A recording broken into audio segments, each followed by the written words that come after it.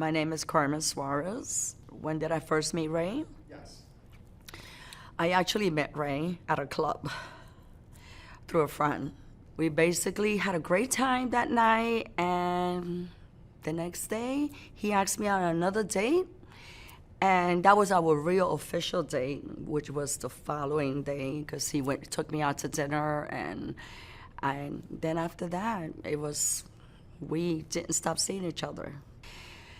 And, my fairy tale ended on 9/11, 2001. We were only married 2 years. But I have to say that in the 10 years that I knew him, I couldn't have been loved more by this man or know what love really was because of him. Ray was a character. He was always up to something. He was very spontaneous. I could be working, and all of a sudden I could get a phone call. He'd go, honey, you don't have to worry about cooking or picking up dinner or anything like that. I'm in Great Adventure. And I would be, what? Where are you? He goes, yes, I decided to just take the kids to Great Adventure. I say, without me? And he would do spontaneous things. He would just get up and go. I don't even have a word for him because he was just outrageous sometimes. But that was Ray. And he would just laugh, and his laughter would come from his belly, and you knew that was a laughter that he enjoyed because he knew that was funny, and you will hear him cackling. And so many other things that he used to do that I have so many beautiful memories of him that I will forever keep. Ray was an amazing cop. He always said that you should always wear that uniform with pride and integrity. He did not believe that your uniform should have a stain. Oh, that would drive him crazy. His shoes, he would shine them so shiny that I would how did you do that? They're leather shoes. And that they actually would look like patent leather. And he was always there to help anyone. He loved his job. He always said that he always wanted to make a difference, and that was the reason why he chose that career. He was fearless. Fearless is what defined it, right? He loved his children unconditionally. Ray had 2 older children from his first marriage, Sophia and Ray Jr.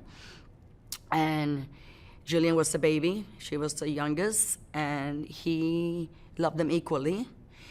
And they all were different in their own special way, and he always knew that.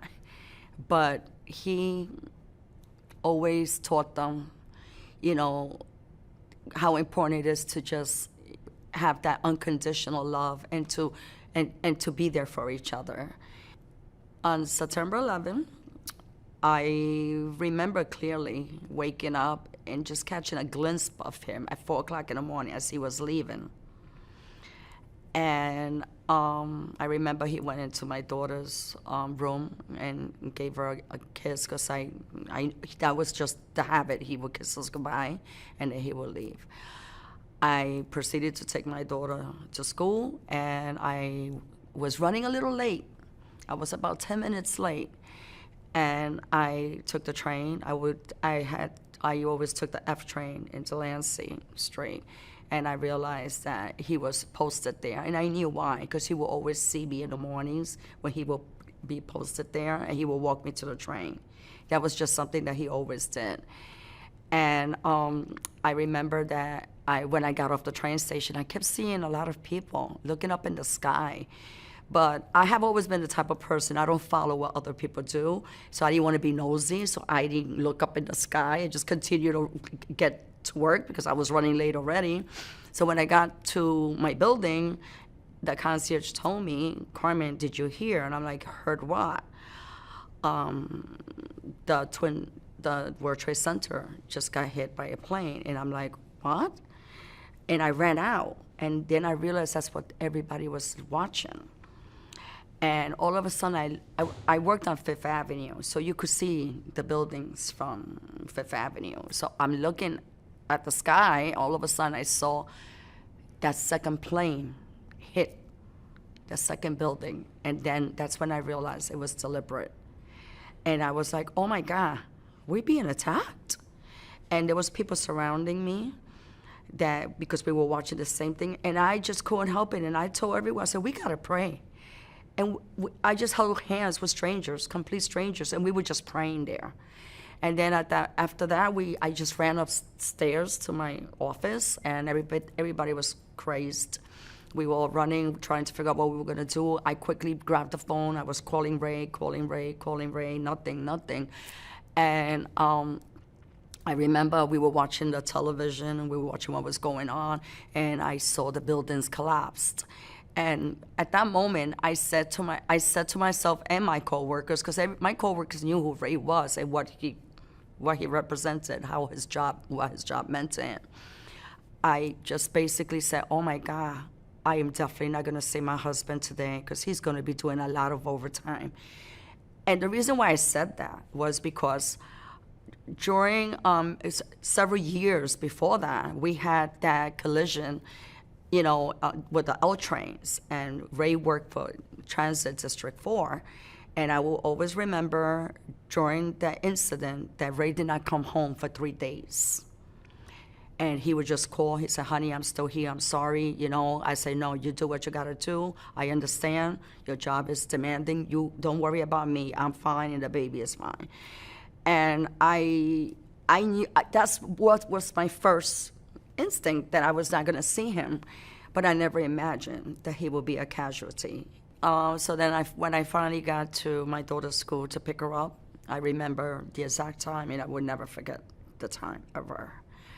It was at 3 o'clock that I got there to pick her up. And when I got there, we picked her up. I got home, and all of a sudden my phone rang. I was on my porch, and they asked me if I had heard from Ray.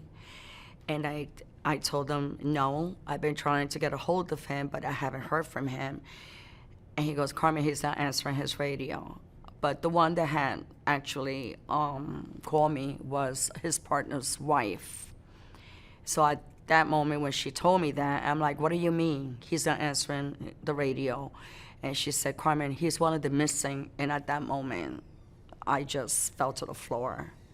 I started screaming, you guys better find them. You need to find them. You need to bring him home. I don't care what you do. And all I know is that I fell to the ground. My neighbors heard me. They all ran over to the porch to pick me up. And next thing I know, within 10 minutes later, the cop cars just started coming in, and a lieutenant came in to talk to me about what was going on, and that's when I realized that it was serious. I didn't want to tell anything to my daughter at the moment, because if I knew my husband, he would have found a way to get out of there, because that was the type of man he was.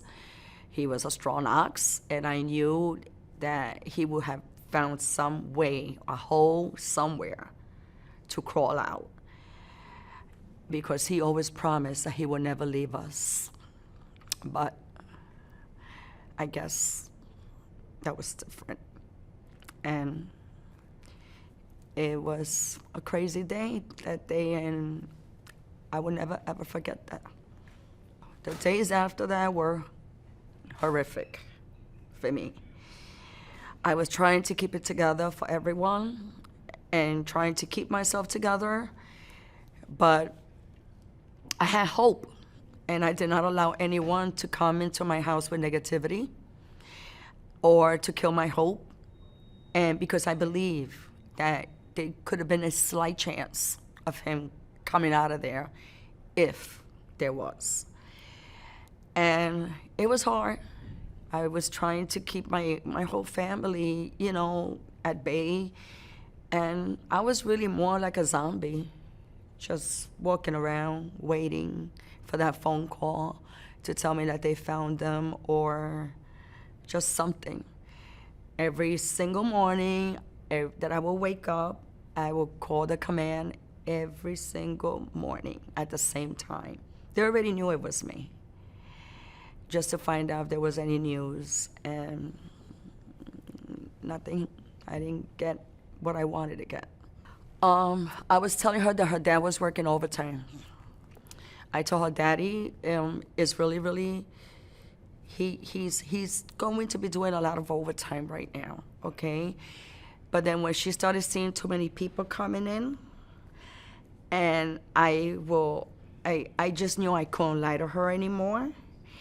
And I had to tell her, explain to her, Daddy is one of the missing, but that doesn't mean he's gone, okay? He's just not here right now.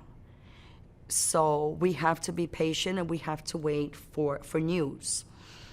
And I remember one morning, she was in bed, and I had built a shrine for me to pray, little area in my bedroom that I was just praying, for some type of hope. And I remember she tells me, Mom, are you gonna go back to work? And I told her, no, not right now, sweetheart. Why? And she goes, Mom, I don't want you to go back to work in Manhattan. And I remember these words so clearly. She said, I don't want to be an orphan. So that kind of like, I can't even finish the sentence. Okay, let me, USA. Ooh, okay. And I remember those words from her, and they still etch here. And I told her that, because her second sentence that she said was, Mom, are we gonna be poor? And I looked at her, I'm like, Mom, we never been to that extent, and if Mommy has to work 2 jobs, she will, because she will always provide for you, and you don't have nothing to worry about that. Okay, and I will always promise you that. And then she said, but I don't want you to go back to work. I want you to work in my school. And I'm like, okay, we will talk about that much later. Because she will always talk to me in the mornings about things. Her dad was not there. We always had our conversations about our own little topics. And I would never forget those words that she asked me. And I continued to tell her, whether Daddy is here or not, we are going to be okay. Because there's a lot of people that love us and that will be there for us. So don't you ever worry about that. And I had to reassure her of that. What do you tell a 9-year-old that just had her last birthday with her father 2 days before? It was very difficult for her. She just had a happy birthday party with her dad, and then now all of a sudden her world just crumbled. And that was very difficult, for her. To this day, she truly doesn't like her birthday, and it's sad, because I do try to make it as best as it can be, and I always try to explain to her, your dad made big deals about birthdays, so always remember, your birthday is a blessing, and always celebrate it the way your dad will want. On December 19, my husband was found. I still remember, again, 3 o'clock in the morning. It was always at 3 at 3 p.m., 3 a.m. And at 3 a.m., I got that knock on the door. And when I saw them, I knew. I said, don't do it right now. I just put up the tree finally. I didn't want to put up the tree. Jillian wanted me to put up the tree. Please, don't tell me. Don't tell me. I don't want to know. I was just not, I didn't want to speak to anybody. I was just so mad at that moment. I said, don't do this to me on Christmas. Please, not on Christmas. And I fell apart. And all I remember is they carried me to the couch. And that's where I was until everybody started pouring in. My baby girl was just there and pretty much in shock. She was, little children don't understand sometimes the magnitude. she couldn't understand why there was so much violence on that day and why that happened. And how do I explain to her, a little girl, what happened on that day? And I had to tell her that our hope died on that day. But before he was found, I already had explained to her that Daddy may not come home. And she already knew that he was basically gone. And then on that day, it was the final proof that he was gone. Because I basically told everyone, I want nothing. All I want is for you to bring me a piece of something that tells me that he's gone. And that's what I kept on holding on to. I didn't do no memorials, nothing, until he was found. I didn't want to put my family through that pain more than once. So I held to my guns, and I waited until he was found. I didn't care if it was a year later, because I wouldn't have done it. Not to the children, definitely not to his children. After he was found, it was very hard. I had to focus on my daughter, and that's my only focus. My daughter, Jillian, was the most important thing to me at the moment, and I knew that that's what Ray wanted me to do, to make sure I took care of his baby girl. He always used to say that to me. Anything ever happens to me, remember my little girl.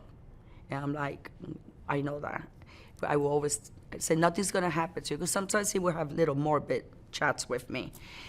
And moving forward, I just continued to do what I had to do. I started working in my daughter's school, volunteer. I was helping with it's like the PTA, but in Catholic school they call it the home school.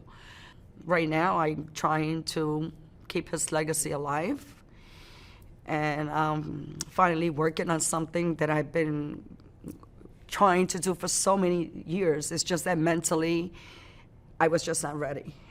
And I'm presently working on his foundation now, and this month it will be launched, and I'm actually excited and scared as well, but I know he will be very proud of us. But I'm very happy about this, because I want to make a difference in the community, and I want to help the children, and because there's a school that's named after him, which they named in 2005. And I was honored when they asked me if they could name that school after him. And I was like, of course, because my husband was a very huge advocate in reference to education. He always said that education is the root to the beginning of your foundation, that's where your foundation starts, with your education, and to always fulfill those dreams that you have. And I was honored that they were naming such a huge institution in his name. And basically, I want to be able to give back to that school, because they have been so wonderful to me, and they always invite me to things. And I want to provide some type of help for them and to the community as well, and to help whoever, whatever I could do for them, I am going to try my best through my foundation. My daughter, since she was little, always wanted to be in law. When she was at 6 years old, she used to debate with me at the dinner table with my husband. And my husband always said, that's my protege. Do not argue with me, because that's my lawyer. Because she always wanted to be a lawyer at the time. And then when this happened, when this happened to Ray, she said, Mom, I want to be a cop. And I looked at her, I'm like, are you sure? Really? And she goes, yeah, Mom, I want to wear Daddy's badge. And I'm like, okay. I know your dad wouldn't have been very happy about it, because he never wanted you to be a cop, because I'm pretty sure that he did mention that once. But I know he would be very proud of you, as I am proud of you as well. And I will be here every step of the way, and I will support you in whatever decision you make, because it's your career and it's your dream. And I had to be there for her. And I was not going to stop her from her. Never stopped my daughter from doing anything she wanted to do, because I always wanted her to find herself. She's her own person. So that's who I wanted her to be, her own person. And I think she has turned out to be a remarkable officer. And I am so, so proud of her. I cried, but I was so proud of her. And it was an honor for me to see my daughter wear her dad's shield. It truly was. I was elated. I was beaming with pride. There's just no other word for me. Nothing else I could tell you, but basically how proud I am just to see her in that uniform with her dad's shield, and knowing that that was the career that she's always wanted. And that was her dream, and she always said it, that she didn't care what she had to do. She was going to work hard at it, but she was going to pass, and that she was going to be a cop. And I'm like, okay, I know you got this. And she did. She's very good at her job. We always talk about Ray. Actually, my mom, every holiday, Christmas Day, she has a dinner. And she always takes out these special dishes that Ray gave my mom for Christmas one year. She takes out his plates. She takes out my father's cups. The special items that only were given by my husband and my father. That means something to her, and that's her way of keeping him alive. And we talk about him. There's not a day that goes by that we do not talk about him, because we do. We talk about the craziness, things that he used to do, the things that he loved. He was such a phenomenal guy. There can never be one like him, ever. They broke the mold when they made him, I think. I'm very proud. And because Ray on that day did, with regards to his life, he did what he would have done, period, in any situation. It wouldn't have mattered. He went out there to help the people of New York. He was running into burning buildings while people were running out. He had no regards to his life whatsoever.